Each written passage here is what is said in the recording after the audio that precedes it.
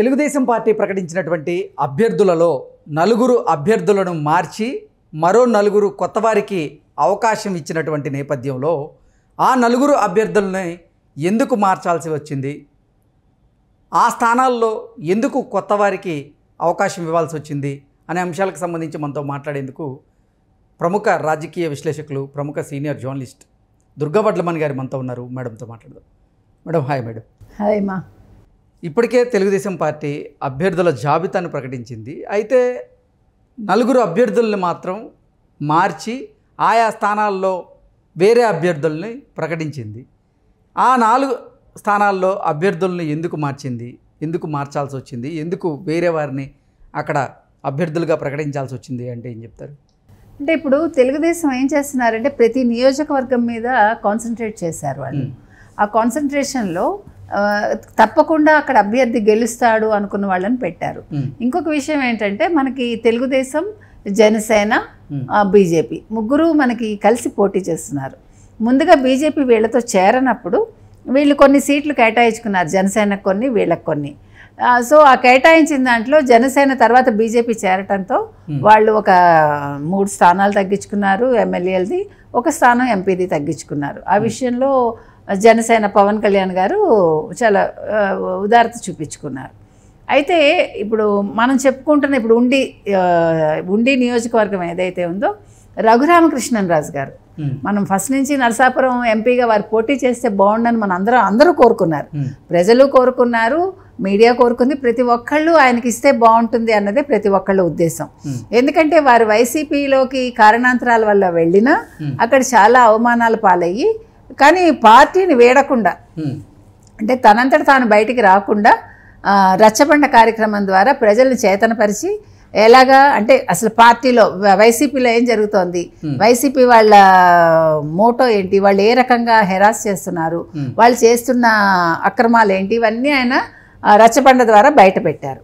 ఆ బయట పెట్టడంతో రఘురామకృష్ణరాజు గారి నిజాయితీకి ప్రజలు చాలా ఆనందపడ్డారు. ఆనందపడి వారు పార్టీలోంచి బయటకు వచ్చేసేయాలి అని అనుకున్నారు. ఇంకొక విషయం ఏంటంటే వారు ఫస్ట్ నుంచి చంద్రబాబు నాయుడు గారికి తర్వాత అనుకూలంగా మారారు. ఎందుకంటే వారి విధానాలు నచ్చడంతో, దాంతో ప్రతి ఒక్కళ్ళు కూడా చంద్రబాబు తోటి వీరు చేరాలి, చంద్రబాబు గారు వీరికి నరసాపురం ఎంపీ టికెట్ ఇస్తే బాగుంటుందని అనుకున్నారు. అయితే ఆయన బీజేపీలోకి వెళ్దామని అనుకుంటే బీజేపీ వాళ్ళు పిలవలేదు. సరే, జనసేన ఎలాగా వారు వెళ్ళరు. సో అప్పుడు తెలుగుదేశంలో ఈయన చేరి ఒక పార్టీ అభ్యర్థిగా చేరాక మనం ఎదురు చూస్తున్నదే ఇవాళ, ఆ తరుణం ఇవాళ వచ్చింది. మంచిదే, వారికి ఉండి టికెట్ ఇచ్చారు. అయితే నరసాపురం ఇవ్వాలని అనుకున్నారు, కానీ అప్పటికే వాళ్ళు బీఫామ్ ఇచ్చేసుకున్నారు వాళ్ళ క్యాండిడేట్కి. అక్కడ ఎవరు బీజేపీ వాళ్ళు ఒప్పుకోలేదు. ఇంకా ఒప్పుకోకపోవడంతో ఇంకా చంద్రబాబు నాయుడు గారు ఇంకా ఆలోచించి అప్పుడు మన రఘురామకృష్ణరాజు గారికి రామరాజు గారి స్థానంలో వీరికి ఇచ్చారు. రామరాజు గారిని బుజ్జగించి వారిని పార్టీ అధ్యక్షుడిగా వాళ్ళు, అంటే అక్కడ ఆ జిల్లా పార్టీ అధ్యక్షుడిగా ఇప్పుడు నియమించి ఫ్యూచర్లో వారికి తగిన గౌరవం ఎలాగ ఇస్తారు. ఇది మనకి ఉండి గురించి. ఉండిలో ఎలాగ వారి గెలుపు నల్లేరు మీద నడికే, మనం ఏం చెప్పుకోకర్లే. రఘురామకృష్ణరాజు గారికి కూడా ఇష్టమే, ఉండి అయినా వారికి పర్వాలేదు, నరసాపురం అయినా పర్వాలేదు. కాబట్టి ఆ రకంగా వారి కోరిక ఫుల్ఫిల్ అయింది, ప్రజల కోరిక కూడా తీరింది. రెండో అభ్యర్థి అనకాపల్లిలోని మాడుగులకు చెందిన పైలా ప్రసాదరావు.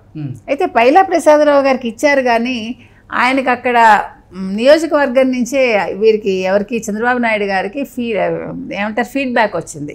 అంటే పైలా ప్రసాదరావు అంత బాగా ప్రచారంలో కానీ మిగతా విషయాల్లో ముందంజలో లేరు వారు. ప్రజలు కూడా అంత యాక్సెప్టెన్సీ కనిపించట్లేదు. ఇప్పుడు గెలుపు అనేది చాలా అవసరం ఎవరికి, టీడీపీకి కానీ కూటమికి కానీ. అందుకని మాజీ ఎమ్మెల్యే, మాజీ మంత్రిగా ఉన్న బండారు సత్యనారాయణ గారికి ఇప్పుడు మళ్ళీ ఆ సీటు కేటాయించారు. ఇది కూడా మనం మెచ్చుకోవచ్చు. ఎందుకంటే బండారు సత్యనారాయణ గారు ఆల్రెడీ మంత్రిగా ఉన్నారు, వారికి అక్కడ ప్రజల్లో కూడా మంచి గౌరవాభిమానాలు ఉన్నాయి. కాబట్టి వారి విజయం కూడా నల్లేరు మీద నడకవుతుంది. ఇక తర్వాత చూసుకుంటే మూడవ అభ్యర్థి సత్యసాయి జిల్లా మడకసిరకు చెందిన అనిల్ కుమార్, ఈయన ఇప్పుడు మారుస్తున్నారు. ఎందుకంటే ఈయన మాజీ ఎమ్మెల్సీ అభ్యర్థి తిప్పేస్వామి బాగా వ్యతిరేకిస్తున్నారు. ఎప్పుడు కూడా వ్యతిరేకత అనేది గెలుపుకి ఎప్పుడు కూడా ఒక అడ్డుకట్ట అవుతుంది. అలాంటప్పుడు అక్కడ లోకల్గా ఉన్న వాళ్ళకి హెల్ప్ చేయలేదు అనుకోండి, వాళ్ళ విజయానికి దోహదం చేయకపోతే పార్టీ నష్టపోతుంది. ఇప్పుడు ఒక క్యాండిడేట్ గెలిపోవటంలో అనేది ఆ లోకల్గా ఉండే వ్యక్తుల మధ్య లేకపోతే అక్కడ ఉండే నాయకుల మధ్య ఉంటుంది, కార్యకర్తల సమన్వయం అనేది చాలా అవసరం. అది లేనప్పుడు ఆ వ్యక్తి ఓడిపోతాడు. అందుకని వీరు ఆలోచించి ఇప్పుడు ఎవరు ఎంఎస్ రాజుకి ఇస్తున్నారు. సో అది దళిత విభాగానికి చెందింది కాబట్టి ఎంఎస్ రాజుకి ఇస్తున్నారు. అంతకుముందు ఎంఎస్ రాజుకి యాక్చువల్గా బాపట్ల నియోజకవర్గంలో పెట్టాలనుకున్నారు, కానీ అది కుదరలేదు. సో ఇప్పటికి 3 అయ్యారు. ఇక నాలుగో అభ్యర్థి అన్నమయ్య జిల్లా తంబళ్లపల్లెకి చెందిన జయచంద్రారెడ్డి. ఈయన ఎందుకు మార్చాలనుకుంటున్నారంటే ఈయనకి వ్యాపారాలు ఉన్నాయి, ప్లస్ ప్రచారంలో వెనకబడ్డారు ఈయన. అంతేకాకుండా ఈయనకి ప్రత్యర్థి శిబిరంతో వ్యాపార లావాదేవీలు ఉన్నాయట. అదొక అంటే ఆ విషయం వినడం వల్ల ఈయన్ని మార్చాలనుకుంటున్నారు. అయితే ఇక్కడ ఇంకా అభ్యర్థి ఫైనల్ కాలేదు. ఇప్పుడు ఎవరెవరిని అనుకుంటున్నారంటే ప్రత్యామ్నాయంగా మదనపల్లి మాజీ ఎమ్మెల్యే దొమ్మాలపాటి రమేష్ సతీమణి సర్లారెడ్డి కానీ, లేకపోతే మాజీ ఎమ్మెల్యే శంకర్ యాదవ్ ఆయన కానీ, తర్వాత చిప్ తయారీ బహుళజాతి సంస్థలో ఉన్నత స్థాయిలో పనిచేస్తున్న కొండా నరేంద్ర పేర్లు వినిపిస్తున్నాయి. సరే, మరి వీళ్ళల్లో ఎవరిని సెలెక్ట్ చేస్తారో చూడాలి. ఇక దెందులూరు మీద మాత్రం ఉత్కంఠ ఇంకా కొనసాగుతోంది. ఇప్పుడు ఏలూరు జిల్లా దెందులూరు అసెంబ్లీ నియోజకవర్గాన్ని ఇంకా ఫైనల్ కాలేదండి. ఎందుకంటే అక్కడ ఉన్న చింతమనేని ప్రభాకర్ని మార్చాలని టీడీపీ అనుకుంటోంది, కానీ ఎవరు ఒప్పుకోవట్లేదు అందుకు. ఎందుకంటే చింతమనేని ప్రభాకర్కి అక్కడ బాగా గట్టి మద్దతు ఉంది. అక్కడ లోకల్గా కూడా అందరూ ఆయన కోరుకుంటున్నారు. అయితే బీజేపీ వచ్చి అనపర్తి స్థానం మాకు కేటాయిస్తే మేము ఇక్కడ అభ్యర్థిత్వానికి ఒప్పుకుంటాం అంది. కానీ చింతమనేని ప్రభాకర్ని మార్చడానికి ఎవరు ఒప్పుకోకపోవడంతో ఇప్పుడు టీడీపీకే మద్దతు, టీడీపీ అభ్యర్థి చింతమనేని ప్రభాకర్కే మద్దతు ఉండటంతో ఇప్పుడు టీడీపీ ఆలోచిస్తోంది అనమాట. ఇప్పుడు అందుకని ఈ నియోజకవర్గం విషయం ఇంకా ఫైనల్ కాలేదు. ఏదైనా ఓవరాల్గా ఇప్పటికే తెలుగుదేశం పార్టీ ప్రకటించినటువంటి అభ్యర్థుల జాబితా నుంచి 4 తప్పించి మరో 4 ఆయా స్థానాల్లో నిలబెట్టబోతున్నారండి. అంతేనండి. సో ఇది విజయానికి సంకేతంగా మనం భావించవచ్చు.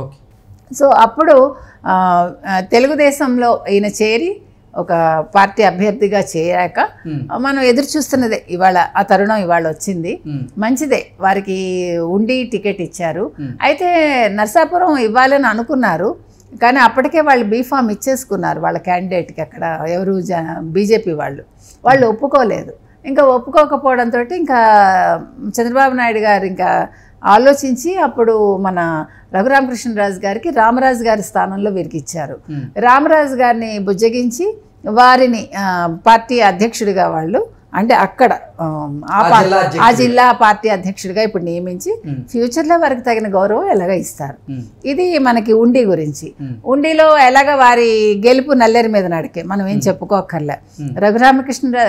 రఘురామకృష్ణరాజు గారికి కూడా ఇష్టమే, ఉండి అయినా వారికి పర్వాలేదు, నరసాపురం అయినా పర్వాలేదు. కాబట్టి ఆ రకంగా వారి కోరిక ఫుల్ఫిల్ అయింది, ప్రజల కోరిక కూడా తీరింది. Okay madam, thank you so much.